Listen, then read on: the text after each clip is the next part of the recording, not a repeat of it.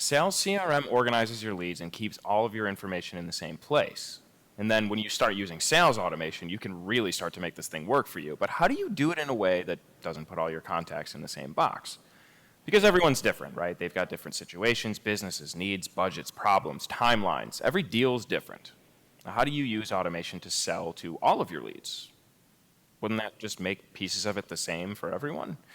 Leah said something about automated personal touch, right? Notifying yourself when you have a new lead, setting tasks and reminders for yourself to follow up and reach out. So you're not automating the interaction itself, but rather the reminder for the interaction. But now it seems like there's a ton of things that we could automate. I'm sort of getting overwhelmed at the thought. It's sort of like that feeling when you're hungry and you're going to go order delivery, but then you look at all the options and they all look so good and you have no idea where to start, right? Like, I could definitely go for sushi. I mean, look at that. But also, a burrito looks pretty good. And my word, a cheeseburger would really do it for me. But wait a second, chicken wings sound pretty good too. And then 45 minutes go by and you haven't ordered anything and you end up making scrambled eggs for the 1500th time in the last year. No? Just me? Okay, back to CRM. How do you make a decision on this stuff? What if you make the wrong decision? What should we automate? What makes the most sense? Where do you start? How do you decide so that you don't end up with the CRM equivalent to scrambled eggs? Tabitha, please help me. I thought I had this figured out. I'm getting overwhelmed. I really don't want to eat scrambled eggs again. What do we automate? What's going on? I know that we can use sales automation. I get it. Where do you start? How do you start? What do you do? Please. I totally get the way that you're feeling, and don't let all of the possibilities get in the way. Let's take a look at how to do it a different way. Okay.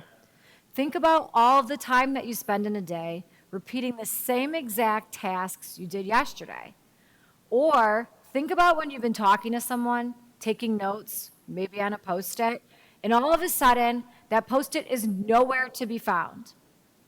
What about when you are talking to a customer and just learn something new and exciting about them?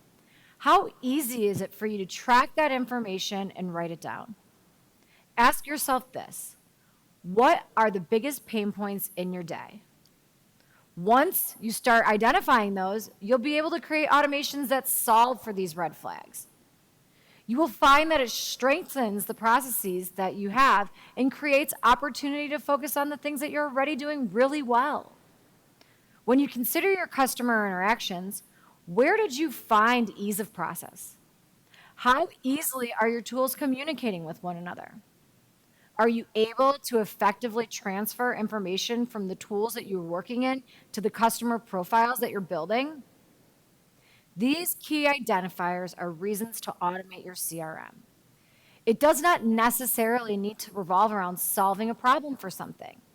It can be built to take your current workflows and kick them up a notch. Having lots of moving parts can cause anxiety, but when they're built to work together and work for you, you will find true ease of use. Don't forget that as these processes are automated, you ensure that they work and work right. Every time. You will find that you are no longer missing steps late on the customer interactions or finding that a rep dropped the ball. Each I has a dot, every T a cross. What is better than creating seamless customer experiences every single time? Let's take a look at what Leah has to say. In your opinion, are there processes within the sales cycle, touch points that definitely should be automated? Do you have any thoughts as to things that should definitely be automated that you could take off your plate right away? Yeah. So I think first is that follow-up piece. Remember, so-and-so's deal has been inactive for whatever time period you specified. Be sure to follow up, right? Especially when you're running a business, fortune is in the follow-up. My clients are sort of demonstrating that every single day. So that's an easy thing to start to automate. Another thing to automate is the connections between certain systems. For example, if somebody books a consultation call or a call with you, if that lives in some sort of scheduling software, then that probably goes into your calendar and then it goes into your inbox. Connect it to the CRM. When we have it set up where if somebody books a consultation with us, it creates a deal in our sales process that allows us to sort of we're not going to drop any balls in the process, and we can start to sort of incorporate that into our pipeline and make sure that everybody gets followed up with. Other sort of things that could be great to and easy wins is a sort of a client onboarding or customer onboarding. You know, if somebody makes a purchase or signs on with you, there are probably some tasks that they might need to do for just getting set up. Maybe booking a kickoff call or sharing their financial information with you for payments. That's something really easy that, you know, you can set up a trigger and a message that goes out so that, and it provides a really great customer experience because they know that you're on the ball. Yeah, absolutely. Wow, those are such great suggestions. In terms of just staying on top of your leads, you know, where are they coming in from and how do you know? And then having that just happen in the background for you, you know, taking organization and prioritization to an entirely different level. Yeah, I think it's also about, like, you know, reducing what we call cognitive load, right? A lot of business owners are holding a lot in their head at all times. Yes. And that is mental energy that's being spent using on things that's not what your brain is designed for. Your brain is designed for really high level processing. Right. Remembering that you need to follow up with somebody, or remembering that, you know, you have to dig through your email to find something. That's not what your brain's designed to do.